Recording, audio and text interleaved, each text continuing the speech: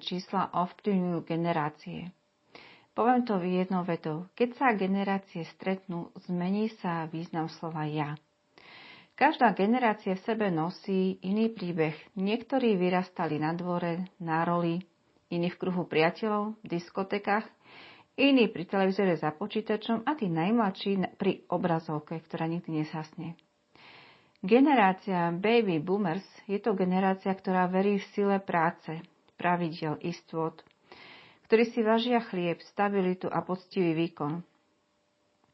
Generácia, ktorá vie, že hodnota vzniká rukami, časom a vytrvalosťou. Generácia X sú tí, ktorí sa naučili prežiť všetko. Deti systémových zmien, tichí pozorovatelia reality, prví úspešní podnikatelia slobodného sveta.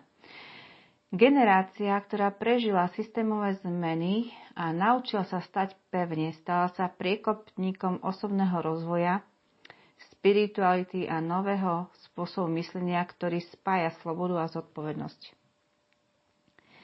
Generácia mileniálov.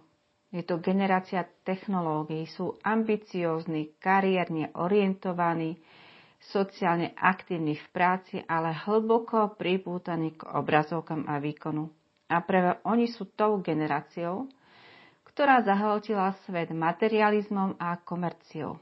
Svet, kde kariéra dostala prednosť pred ľudskými hodnotami, kde sa tempo života zrýchlilo natoľko, že človek sa začal strácať sám v tlaku úspechu. Nie preto, že by nechceli byť ľudskí, ale preto, že systém, ktorý vytvárali, odmeňoval ich rýchlosť, výkon a viditeľný úspech.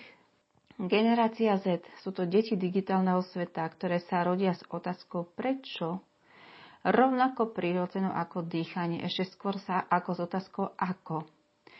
Najviac si cenia slobodu, čas, autentickosť a vnútorný pokoj. Majú vysoké vnímanie, čítajú svet, ktoré staršie generácie ešte len začínajú chápať. A predsa bez ohľadu na to, kde sme začali, stretávame sa všetci v jednom bode. V túžbe pochopiť, kým vlastne som. Každý z nás nesie svoj vnútorný kód, životné číslo. Osobnú energiu, ktorá ukazuje, ako tvoríme, milujeme, rozhodujeme sa, ako reagujeme na výzvy života. A tu je fascinujúci jav. To isté životné číslo v danom roku prežíva každá generácia inak. Tento podcast je o tom, čo sa stane, keď sa generácie začnú pozerať nie na to, čo ich delí, ale na to, čo ich formuje. O tom, ako životné čísla menia svoj význam v rôznych generáciách a ako generácia mení spôsob, akým k nám prehovára naše vlastné číslo. Nie cez technológie, nie cez očakávania, ale cez vnútorný kompas, ktorý sa nedá ničím a nikým umlčať. Je o jazyku, ktorý k nám svet prehovára cez čísla, cykly, roky, si ani neuvedomujeme. Príklad.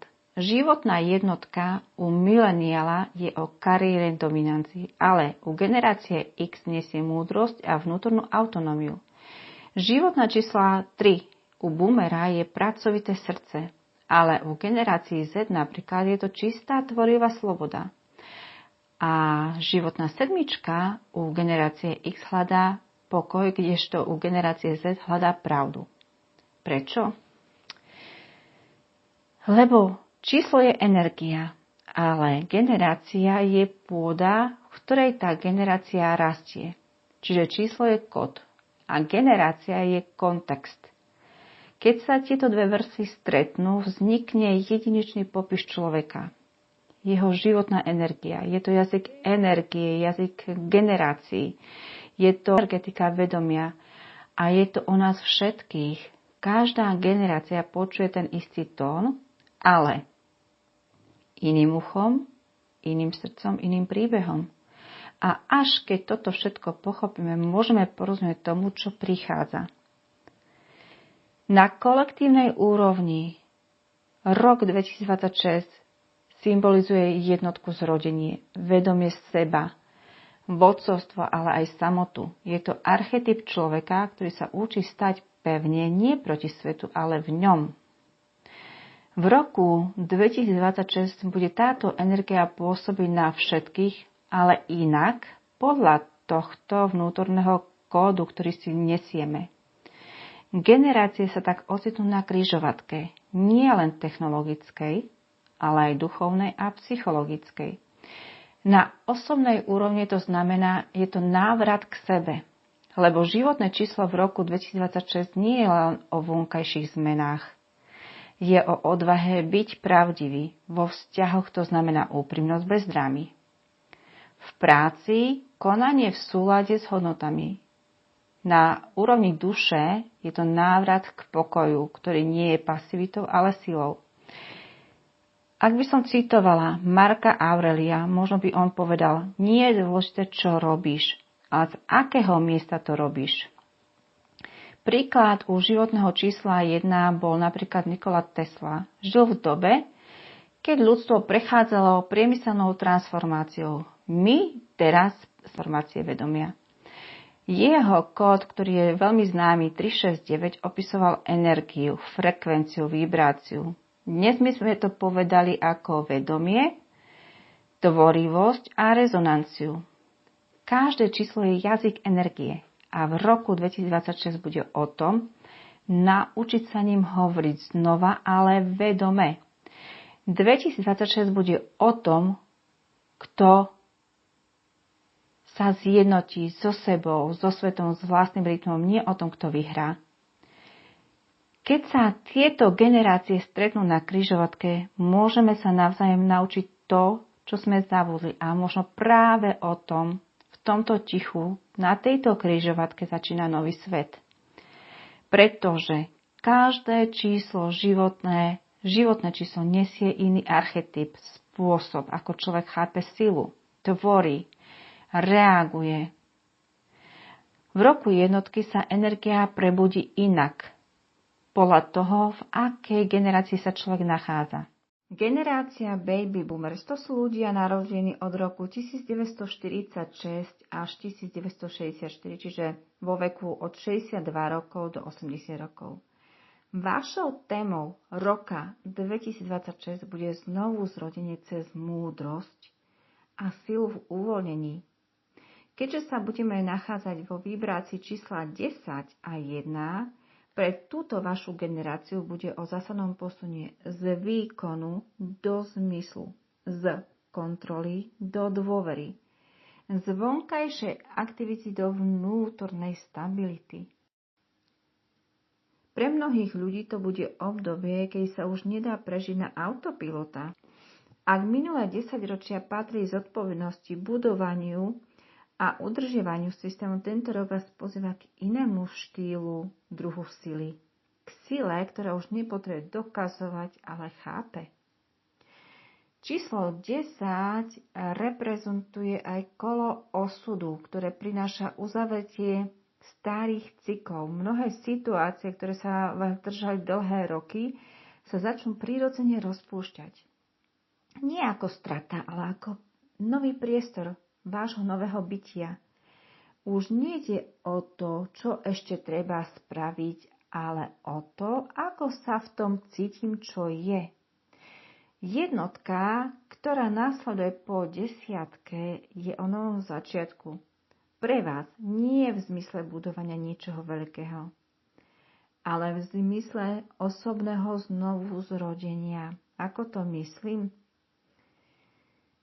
Je to pre vás určitý dar, vedomie, že niečo nové môže začať v každom veku, ak sa na to budete pozerať so zámerom, nie s nostalgickým porovnávaním sa. Mnohí z vás sa ocitnú v prírodzenej osobnej transformácii. Niektorí z vás prejdú do dôchodku. Niektorí v novom režime pomenia vzťahy s deťmi, mení sa zdravie, tempo života. A práve tu nastáva rast. Naučiť sa nehodnotiť, ale mať vnútorný pokoj. Zostať vyrovnaný. Keď sa veci menia, vtedy prinášate vy stabilitu svetu, ktorú dnešná doba potrebuje. Vašu vedomú prítomnosť. Ľudia vo vašom okolí budú vnímať, že máte skúsenosť, ktorú nemožno kúpiť ani nahradiť. No, čo najlepšie urobíte, že ostanete viac v múdrosti, že vidíte širšie súvislosti, že viete, že všetko má svoj čas a že všetko sa napokon usadí. Ak by som mala pomenovať 3 hlavné dary pre túto vašu generáciu na rok 2026, je to vnútorná sloboda ako prvé, ktorá prichádza prestať bojovať s tým, čo už bolo. Druhé, múdrosť mentora. Pomáhať bez potreby kontrolovať. Po tretie, nový pocit účelu. Pochopenie toho, že aj vo vašom veku je ešte čo objavovať, možno ale iným spôsobom. A áno, aj pre vašu generáciu v tomto roku 2026 prídu výzvy.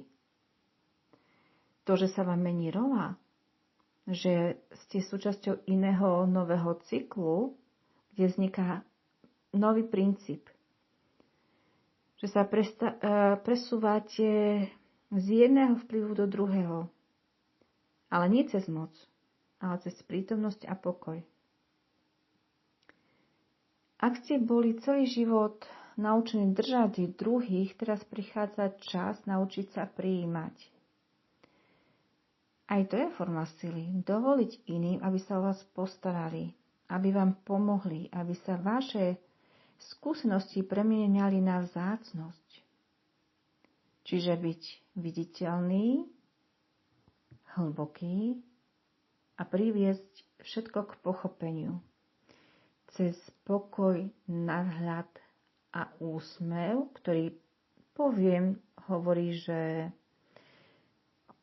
viem, že všetko sa nakoniec usadí, všetko dobre dopadne. To je energia múdrosti, neslavosti.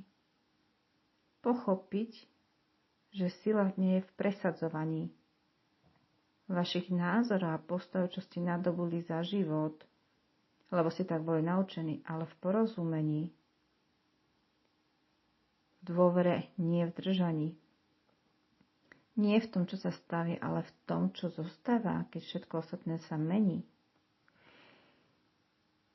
Prejsť z fázy konania do vedenia. Nie ako autorita, ale ako sprievodca. Nie ako učiteľ, ale ten, ktorý počuje, ako človek so svojím postojom pripomína, že pokojom sa dá žiť, nielen o ňom hovoriť. V tom bude vaša sila, v pokoji. Nie mať posledné slovo, ale schopnosti nechať priestor novým hlasom. To neznamená, že ste v strate, ale v zrelej transformácii, čiže nové vedomie pre vás. Možno by som to nazvala ako, že to nie je koniec, je to zmena rytmu, kde objavíte svoj nový zmysel. Žiť tentokrát pre seba. Preto je vašou témou roka 2026 osobné znovuzrodenie. Áno, výzvy sú tam, strach, že už nie som potrebný, nostalgia, ktorá bráni novým možnostiam, nedôvera v to, že svet bez starých poriadkov môže byť tiež dobrý. Áno, ale vašim vnútorným darom bude sloboda, ako som spomínala, vnútorná sloboda pokoja, múdrosť mentora a nový pocit vášho účelu role, nech to nazvete akokoľvek. Týmto by som to uzavrela a chcem vám oznámiť, že pre vašu generáciu chystám video so životnými číslami. Ak vás téma roka 2026 zaujala a cítite, alebo že potrebujete mať tieto energie nejakým spôsobom počas celého roka pri sebe, pripravila som pre rok 2026 aj stolové kalendáre vo viacerých verziách, kde si každý môže nájsť to svoje a jeden nástený. Nájdete v nich prehľad jednotlivých mesiacov žitia podľa cyklov, nejaké tie odporúčania, tak aby vám mohli spríjemniť a uľahčiť každodennosť. Ak si chcete pozrieť bližšie, o týchto kalendároch som pripravila aj samotné video. Odkaz naň nájdete v popise tohto videa, aj priamo odkaz na moju webovú stránku, kde sa o tom dočítate viac. Budem sa tešiť, ak vám kalendár prinesie viac pokoja, poriadku a smeru do roku 2026. V závere, ak by som chcela zhrnúť všetko, čo som vám povedala pre každú jednu z vás generáciu, skúsim to nejako dať do jedného celku. Rok 2026 je zrkadlom našej evolúcie. Číslo 10, povedzme ako koleso osudu, sa opäť otáča. Číslo 1 ako mák otvára úplne nový svet. Každá generácia tohto roka vstupuje s vlastnou lekciou. Boomers dostávajú príležitosť objaviť zmysel za hranicou výkonu a odovzdať svoju múdrosť bez odporu k novej dobe. Generácia X hľadá vnútorný kompas, pokoj a stabilitu z prechodu z prežiť na žiť jasným smerom. Mileniáli menia ambíciu na autentické vedenie, empatiu, zrelosť a schopnosť viesť najprv seba. Generácia Z sa učí byť sama sebou bez straty ľudskosti z online šumu do vlastného hlasu. Každý z nás kráča iným tempom, ale všetci stojíme v tom istom bode cyklu. Rok 2026 môžeme vnímať ako nový nádych. Z pohľadu numerológie je to nádych nového 9 až 10 ročného cyklu. Z pohľadu psychológie môžem nazvať ako čas integrácie pravdy a regulácie nervového systému. Z pohľadu ducha pozvanie do vedomej jednoty, kdežto desiatka nás učí pustiť a jednotka nás učí tvoriť.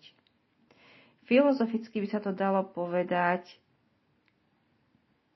že sloboda bez múdrosti vytvára chaos, no múdrosť bez slobody vytvára stagnáciu. Skutočná rovnováha je niekde uprostred v prítomnosti, schopnosť stať v sebe a zároveň v súlade so svetom. Kolektívny prechod 2026 je mostom medzi tým, čo bolo a tým, čo môže byť. Nie revolúciou, ale uvedomením. Ako som spomínala, boomery sa učia uvoľniť. Generácia X sa učí, že nepotrebuje kontrolu, ale pokoj. Mileniáli sa učia nachádzať zmysel za ambíciou. A generácia Z sa učí hľadať identitu v tomto šume sveta. Každá generácia sa pozerá na svet inými očami, ale z toho istého zrkadla času. A to zrkadlo hovorí, že je čas prejsť od hluku k tichu, od reakcií k tvoreniu, od chaosu k vedomej prítomnosti. A ak by som mala dať nejaké spoločné posolstvo pre rok 2026, by som povedala, to, čo ti neslúži, sa zatvára a to, čo je pravdivé, dostáva nový priestor. Nie je to rok, ktorého sa treba báť. Je to rok, na ktorý treba sa naladiť. Nie strategickým plánovaním, ale prítomnosťou. Nie kontrolou nad všetkým, všetko vedieť, čo a ako bude, ale nejakou svojou vnútornou jasnosťou. Tvorivá sila je v tvorení, nie v kontrole a tvoj pokoj je tvoj vnútorný úspech. Rok 2026 bude presne taký, aký my budeme. Ak ho príjmeme ako príležitosť dozrieť, zistíme, že nový svet začína nezačína vonku, ale začína v každom z nás. Preto by som vás rada pozvala do roku 2026. Ak cítite, že tento rok bude pre vás dôležitý a chcete vstúpiť do nového cyklu vedomejšie, pokojnejšie, s jasným smerom, pripravila som dve cesty. Jedna sú moje kalendáre 2026, ktoré nie sú len prehľadom dní, ale sprievodcom nejakých energií. Pomôžu vám pochopiť, kedy konať, kedy spomaliť, kedy pustiť, kedy vytvoriť, ale nie sú motivačné. To znamená, ponúkajú vám priestor na seba reflexiu, na priestor na vlastnú energiu. A druhý taký silnejší bod, kalendáre ako denný sprievodca, ktorý máte na stole, ktorý vám pomáha vidieť aj číselnú hodnotu. A taký transformačný tréningový program je 12 magických dní, ktorý začína zimným silnovratom. Je to naozaj intenzívny transformačný program, ktorý vás pripraví na nový cyklus, naučí vás správne pracovať s energiami roka 2026 a podporí vám manifestáciu vašich prianí. Pomôže vám vstúpiť do nového obdobia ľahšie, jasnejšie, s väčším pokojom. Tí, ktorí máte záujem, prihláste sa. Odkazy nechám dole pod videom. Ak chceš vstúpiť do roku 2026 vedomejšie, pozývam ťa pripojiť sa. Stlač odber, zvonček, napíš komentár, ako to cítiš. Tento rok môže byť novým začiatkom niečoho hlbšieho. Ak si ty dovolíš tvoriť, nielen prežívať. A preto vám všetkým generáciám prajem úspešný štart v novom roku 2026. Pretože tento rok bude naozaj ohnivý, v roku ohnivého konia. Bude ponúkať príležitosti, tak ako som už to nahrala vo svojom videu Pohľad na rok 2026, ktorý odporúčam, aby ste si vypočuli. Je to všeobecný a veľmi obsahovo prínosný. Ponúka vám naozaj skutočný vhľad na to, na čo sa človek môže pripraviť, čomu sa vyhnúť, čo inak transformovať, ako inak vnímať. A kde sú tie výzvy, kde sú tie tiene, s čím pracovať a kde sa pustiť do nových začiatkov. Preto srdečne vás pozývam do môjho tréningového programu 12 magických dní. A pre každú generáciu z vás, ako som vám to u každej generácie vravela, chystám pre každú jednu generáciu pre rok 2026 ešte aj životné čísla. Takže máte sa na čo tešiť. Všetky odkazy nechám dole pod môjim videom, ale priamo v hlavičke videa, priamo odkaz na Pohľad na rok 2026, ktorý odporúčam, aby ste si vypočuli. Nájdete tam to, čo je pre vás dôležité, prínosné. Každý si nájde v tom, čo je pre neho dôležité. Ja sa s vami na teraz lúčim, prajem vám krásne, úspešné dni a krásny sviatočný december 2025. Dovidenia, do počutia.